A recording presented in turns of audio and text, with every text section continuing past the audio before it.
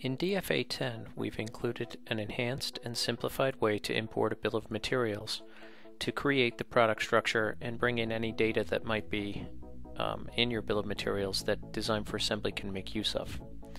In order to do this, your bill of materials needs to be in a text file format. From the external menu, select Bill of Materials. From the dialog that appears, browse to the location where your text file is located. This selection will start our import wizard, where you can select initially from a predefined bill of materials import structure, or you can start a new import. In this case, I'm going to start a new one. Clicking Next, I have to first answer some information about the type of data. This is delimited. The tab is the delimiter, and I want to start the import at row 2, which will allow me to ignore the header information in the file. Clicking Next, I'm presented with a screen where I need to map the columns of my data to the fields that I want them put in Design for Assembly. You'll notice here that I can select Level as column 1. This will allow me to define this numeric field so that the relationship between parents and children in the structure chart will be maintained. Column 2 is the name. Column 3 is the total count, the repeat count. Column 4 is the part number.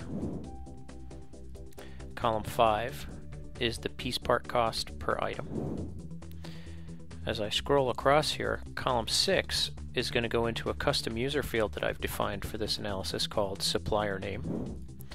Column 7, we can see, is the length. Column 8 is the width, and column 9 is the depth. So column 8, width, column 9, depth. I click the Next button, where I can now save this specification. I'll call this sample import, so that if my bill of materials is always in the same format, I simply pick sample import in the beginning, say OK, and it'll import per this predefined specification. At this point, I can click Finished. The software imports that bill of materials for me. If I click on one of these parts here, the motor base, you can see it's brought in the name, the part number, the repeat count, and if I scroll across here, you can see it's also brought in the name of the supplier and the cost from the bill of materials. Also note here that the end plate subassembly has been defined based on that level column that I selected. If I wanted to do this import again, I can insert a new analysis, again choosing external and bill of materials, choosing a file. Now you'll notice that sample import, the template that I defined at the end of the analysis, is there, and if I simply choose that and click Finish, the software will again import that bill of materials per the specification that was previously defined.